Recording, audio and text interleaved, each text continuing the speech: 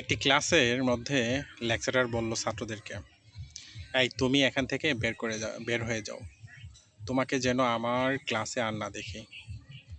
তো মেয়েটি অদ্ভুত বের হয়ে গেল, যেহেতু লেকচারার পড়েছে।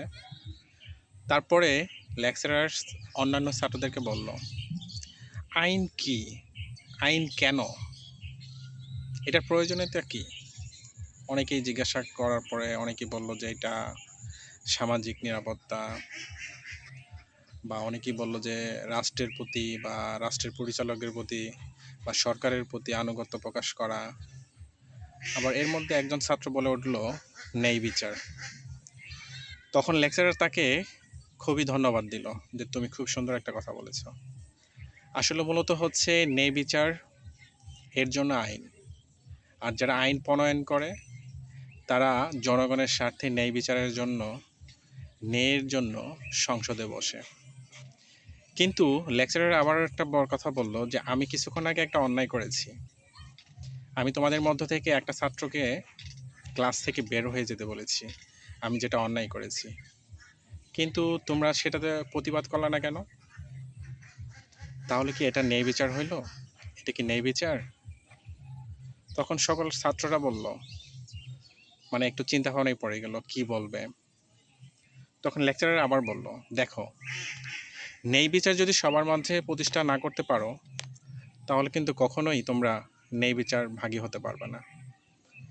আজকে সেই অন্যায়টা তোমার উপর পড়ে নাই বিধায় তুমি সেই অন্যায়ের প্রতিবাদ করলা না, এই জিনিসটা কখনোই হয় না। তোমার উপর আঁচ পড়েনি, তোমার উপর অন্যায় হয়নি, শুধুমাত্র যে অন্যায়টি ঘটেছে অন্যের উপর, তার জন্য তোমরা সমষ্টিবদ্ধভাবে প্রতিবাদ করনি।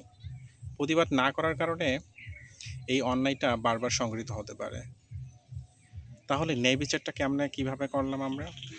তাহলে আইনটা যেহেতু ন্যায় বিচারের জন্য করা হয়, কিন্তু ন্যায় বিচার কি আমরা কখনো করি? ন্যায় বিচার কি আমাদের কখনো করা হয়?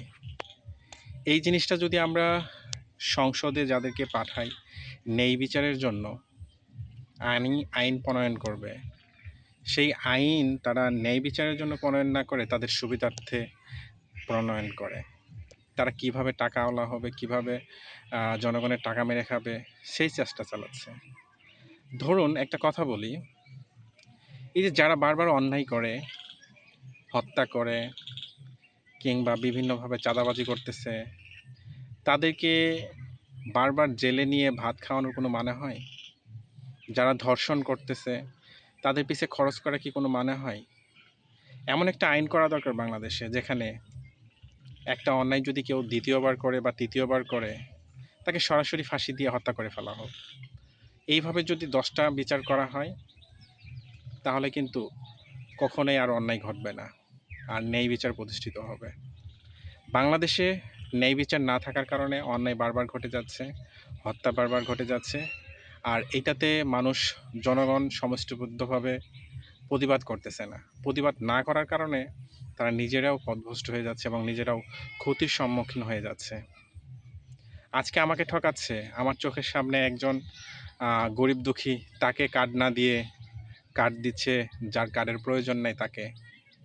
তাহলে সেই অন্যায়টা কি আপনি প্রতিবাদ করা দরকার না? সেই প্রতিবাদটা কি কখনো আমরা করি? কখনোই করি না। যেহেতু প্রতিবাদ করি না, সেই জন্যে আসলে ন্যায় বিচার কখনোই প্রতিষ্ঠিত হয় না।